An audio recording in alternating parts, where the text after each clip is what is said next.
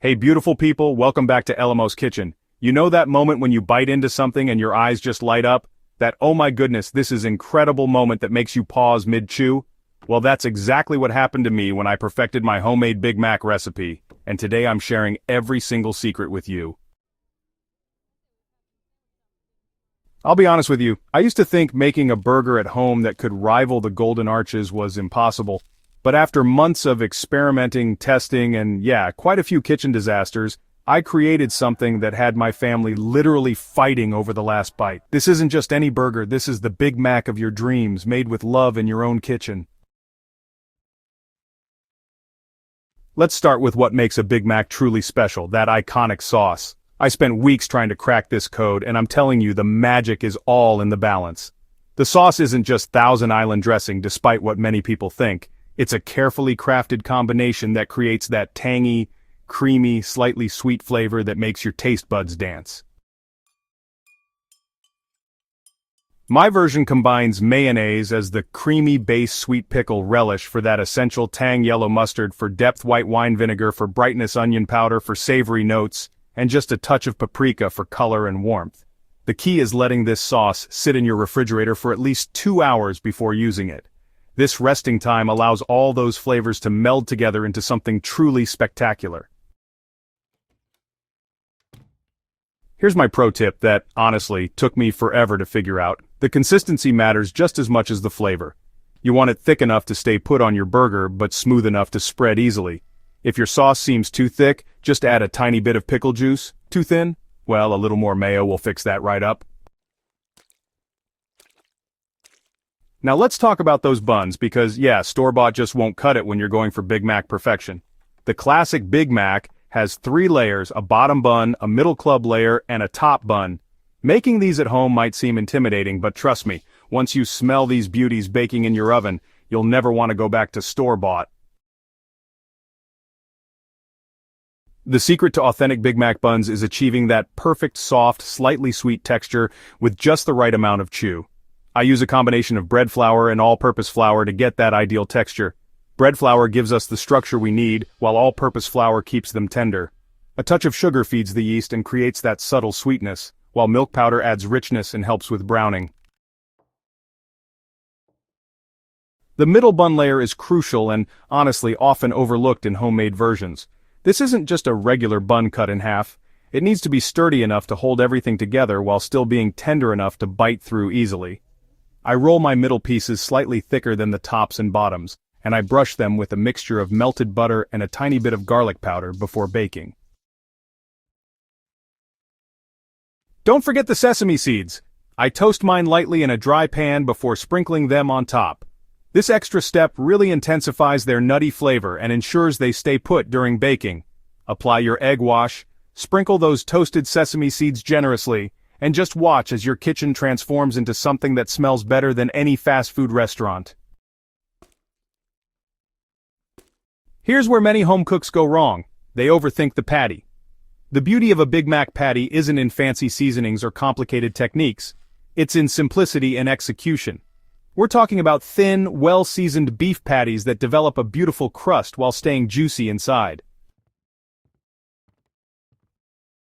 So I use 80-20 ground beef because honestly that fat content is crucial for flavor and juiciness. You want to form your patties just a bit larger than your buns since, well, they're definitely going to shrink during cooking. The key here is making them nice and thin. About a 1/4 inch thick is perfect. And don't forget, create a small dimple in the center of each patty with your thumb. This little trick prevents them from puffing up into like little footballs while they're cooking.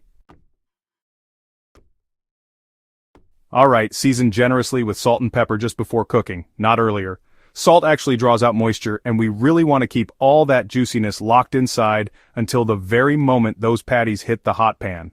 Cook them on high heat, either in a cast iron skillet or on a super hot griddle.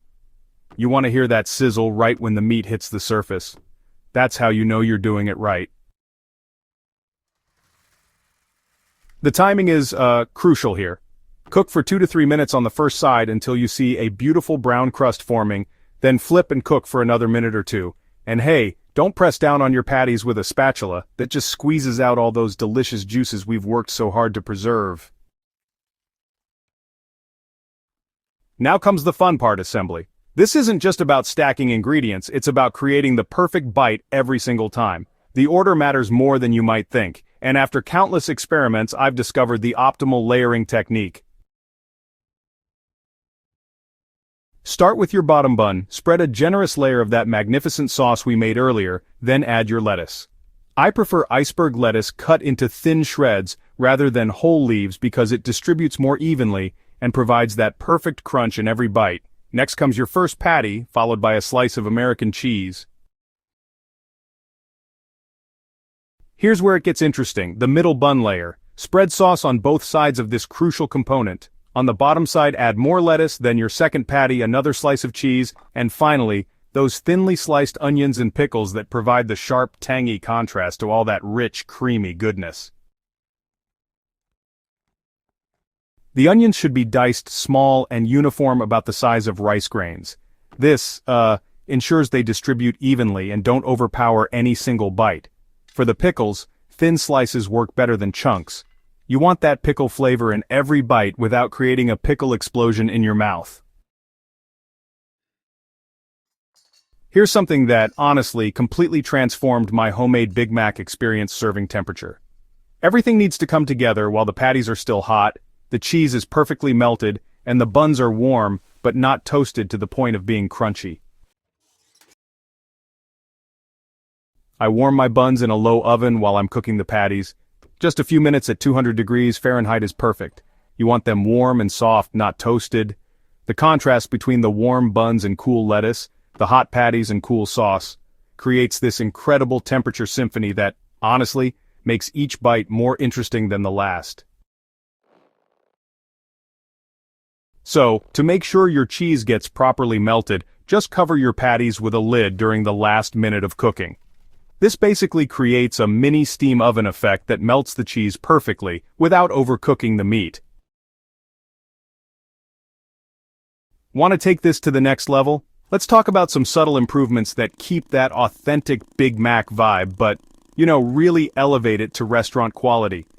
First, try dry aging your ground beef in the refrigerator for about 24 hours before you form the patties. This concentrates the flavor and honestly improves the texture dramatically. For the ultimate indulgence, try making your own American cheese. I know it sounds kind of crazy, but homemade American cheese has this incredible creamy meltability that just takes your burger to another dimension. It's actually easier than you think, and the results are absolutely worth the extra effort. Another game changer is grinding your own beef. If you have a meat grinder or a food processor, try grinding a combination of chuck roast and short rib. The chuck provides the classic beef flavor, while the short rib adds incredible richness and depth. Creating the perfect homemade Big Mac isn't just about following a recipe, it's about understanding each component and how they work together to create something greater than the sum of its parts. Every element, from the sauce to the bun to the way you slice your onions, contributes to that final "I've never eaten such a delicious Big Mac" moment. The beauty of making these at home is that you control every ingredient, every technique, and every flavor note. You can adjust the sauce to your taste, make the patties exactly how you like them, and create a burger experience that's uniquely yours while still honoring that classic Big Mac magic we all love. Ready to create your own Big Mac masterpiece? I'd love to see your creations and hear about your own "I've never eaten such a delicious Big Mac" moments. Share your photos in the comments below. Tell me which tip made the biggest difference for you, and don't forget to subscribe to LMO's Kitchen for more incredible homemade versions of your favorite foods. Hit that notification bell so you never miss a recipe, and share this with anyone who deserves to experience the ultimate homemade Big Mac. Trust me, once you make these, you'll never look at burgers the same way again.